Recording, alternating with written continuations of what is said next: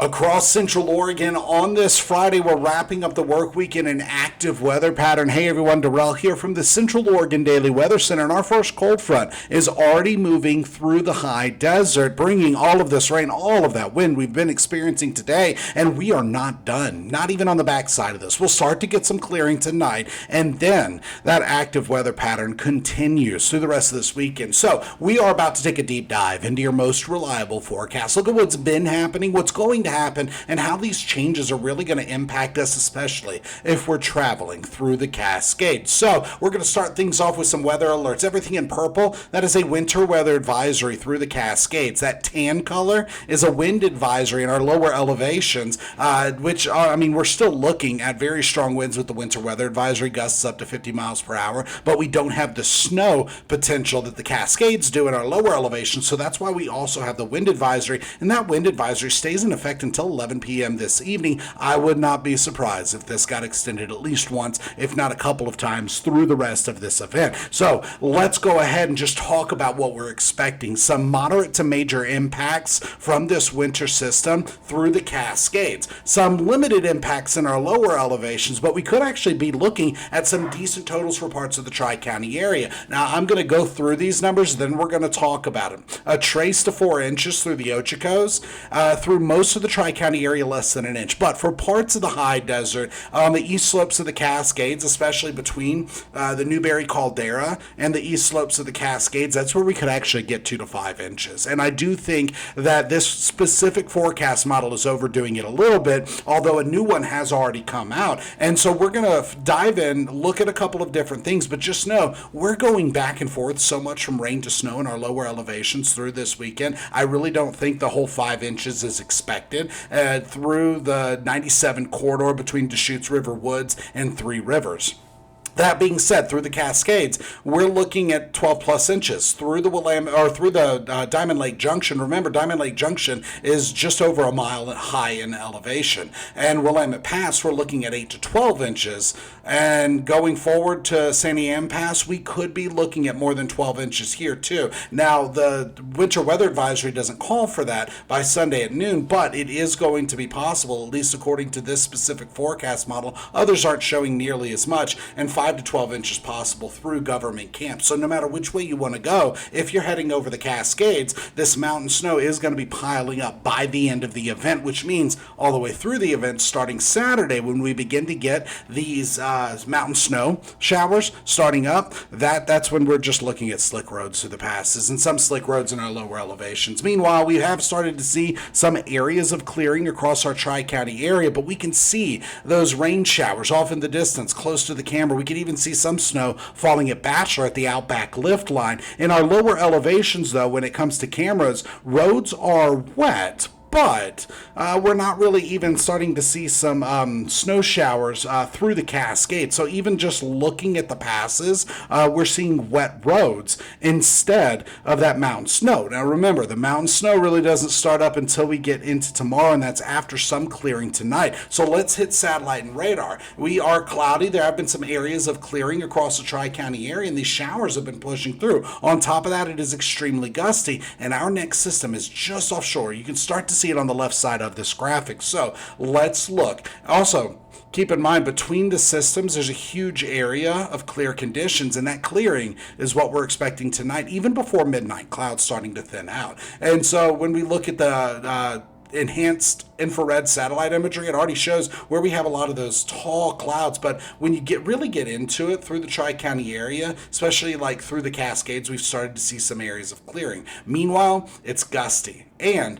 when we look further out over the Pacific Ocean, there's our next system already developing on the backside of our low pressure. Further out over the Pacific Ocean, there's another system that's starting to develop. That could actually be the one that pushes through on Sunday. So when it comes to our high resolution forecast model, it actually shows that through the rest of this evening, we continue to get showers. Shortly before midnight, we start to see some clearing. In and out covers expected until 7 a.m. Saturday. That's when system number 2 starts to roll in. Now, this is just the high resolution forecast model. I'm going to show you a couple others, compare, contrast, and really get a fix on what's going to happen. But that snow in the mountains starts up Saturday during the late morning and midday hours and just continues through the rest of Saturday through Sunday. And that by Sunday, that's when we're looking at some snow showers. in our lower elevation. So when it comes to how much moisture is in the air, relative humidity has already started to bounce back, especially through the east slopes of the Cascades where we've already been getting some rain.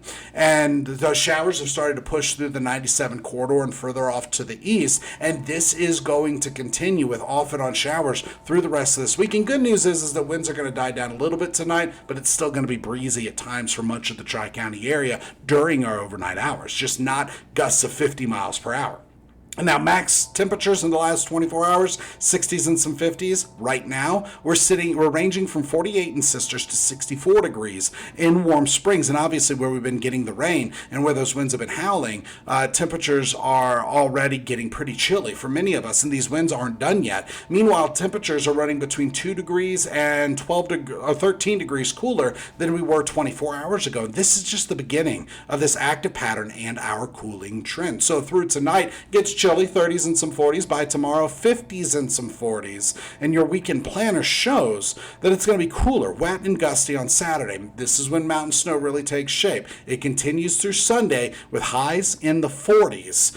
By Monday, we're still on either side of 40 degrees before we see all this active weather pattern clear out. Temperatures bump back up closer to average for this time of the year. The average high is 60. We're going to be in the mid to upper 50s and low 60s. So we are looking at some heavy mountain snow through Monday at 11 p.m., just as another system is bearing down on the coastline. So let's time this out. When it comes to our forecast model, this is the one I typically use on air. So not our high resolution one, but it is a good one as well. And through the overnight hours, we start to see some clearing, but system number 2 rolls in, and we continue to get this off and on wintry mix. So snow in the Cascades, rain in the lower elevations, and by Sunday and Monday, we're looking at a wintry mix for most of the Tri-County area. Even Saturday night, we could be getting some snow showers through Central Oregon. By Sunday at 9 p.m., we start to clear out, and then another system rolls in. Now, Monday, there is a chance for AM showers. That's a warm front pushing through. And so temperatures are going to start to rebound on Monday, and then a cold front starts to roll through, but it fizzles out again. So that active weather pattern actually continues into the middle of next week.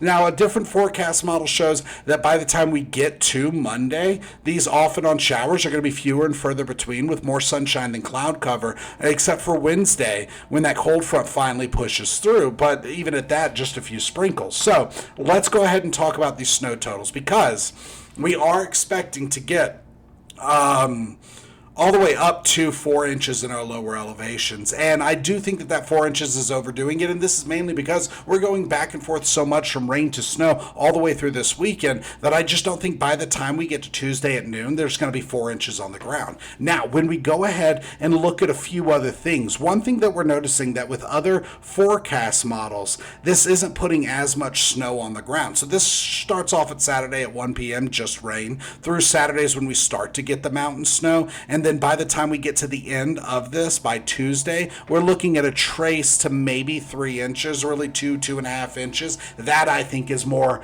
accurate than what we've been looking at when it comes to other forecast models, especially that high resolution one. So, and that's mostly because we're going back and forth so much between rain and snow. Now, let's talk about these winds, because today it's just been gusty. We've already had gusts between 40 and 50 miles per hour. Most of these are coming out of the southwest, swinging around to the west, and through the next couple of days, it's still going to be pretty gusty. So when we look at current wind speeds, taking gusts out of the equation, looking at sustained winds, they're between 15 and 25 miles per hour. This is right on target with the forecast from the last couple of days. And the next couple of days, we're going to continue to see these strong winds during the day, some tapering overnight. But look at this. Through the evening hours, we're looking at coming back down to 5 to 15 miles per hour, gusts of 25. And then by tomorrow, still 15 to 25 mile per hour winds. In fact, you could even say 20 to 30 mile per hour winds. So those gusts could get as high as 50 miles per hour. By Sunday, not as strong of winds, but still gusty at times. Meanwhile, when we look forward through the overnight hours, we're talking 30s with a few 40s and maybe some 20s if that clearing continues for a little while longer. But for now, most of these temperatures are bottoming out above freezing. Now, it does take 1,200 feet for a snowflake to completely melt, but with temperatures only bottoming out just above freezing. I don't think we're looking at too much in the way of snow totals tonight, but a few spots could see a dusting. By Saturday, wet. Mountain snow expected, highs in the 40s and 50s. And then your 7-day planner shows that we're continuing to stay in this active weather pattern through Monday, through Tuesday. And then it starts to actually calm down Tuesday, Wednesday, and Thursday. And temperatures are a little closer to average for this time of the year. By Friday, we're finally back into the lower to mid 60s. So just to recap, our weather headlines for this Friday, October the 24th, include fall turning fierce and gusty. We've already seen that today. Rain, wintry mix, and heavy mountain snow are expected with colder days and the potential for some slick roads across the high desert. And already we're seeing those showers and those strong winds pushing through the high desert. That's the latest in weather. Join us tonight on Central Oregon Daily News with the latest headlines and your most reliable forecast. See you then.